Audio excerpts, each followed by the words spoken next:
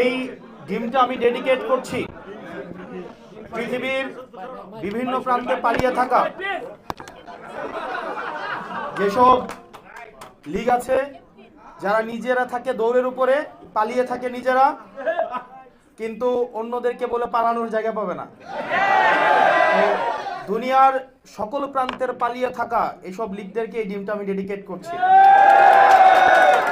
তবে আমরা তো এখন কাঁচা ডিম আছে, ওরা এটা কাঁচা থাকবে না সিদ্ধ থাকবে আসলে আমি জানি না। তখন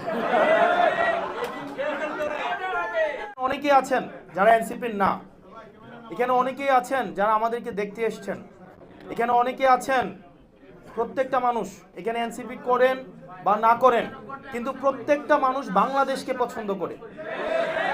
এখানে প্রত্যেকটা মানুষ চায় বাংলাদেশটা যে ডিসফাংশনাল হয়ে গিয়েছে এটা থেকে উত্তরণ হোক, এটা এখানে প্রত্যেকটা মানুষ চায়।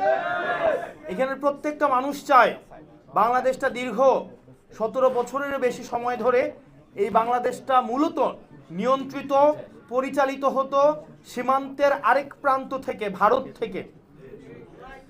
আসলে অনেকেই বলে যে আওয়ামী লীগ তো আসলে একটা রাজনৈতিক দল, এটাকে আসলে গতকাল অক্সফোর্ড ইউনিভার্সিটিতে আমাকে জিজ্ঞেস করা হয়েছিল যে এটাকে আর রাজনীতি করতে দেওয়া হবে কি হবে না। এটা পিপল ডিসাইড করেছে 5ই আগস্ট, যখন সেটা জনসমর্থন হারিয়েছে সেই কারণে এই দলের নেত্রী দেশ থেকে পালিয়ে যেতে বাধ্য হয়েছে। একই সাথে সাথে যদি এই দল দেশকে ভালোবাসতো তাহলে এই দল কখনোই নিজের দেশের মানুষকে গুলি করে হত্যা করতো না। আপনারা দেখেছেন হেলিকপ্টার থেকে গুলি করা হয়েছে, আপনারা দেখেছেন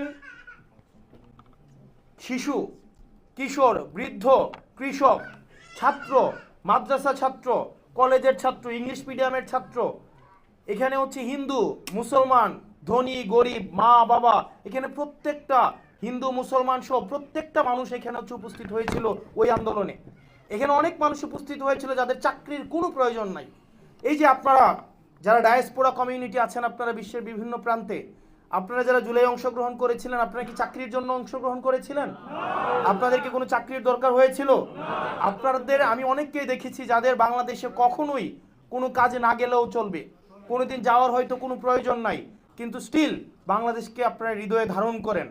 যারা বাংলাদেশটাকে হৃদয়ে ধারণ করেছেন, বিশ্বের বিভিন্ন প্রান্তের মানুষ এই আন্দোলনে সংযোগ ঘটেছে এবং তারা বিভিন্নভাবে তাদের জায়গা থেকে অংশগ্রহণের মধ্য দিয়ে জনবিচ্ছিন্ন, গণবিচ্ছিন্ন, যারা বাংলাদেশে একটা দিল্লি থেকে পরিচালিত একটা দলের প্রধান দেশ থেকে পালাতে বাধ্য হয়েছে।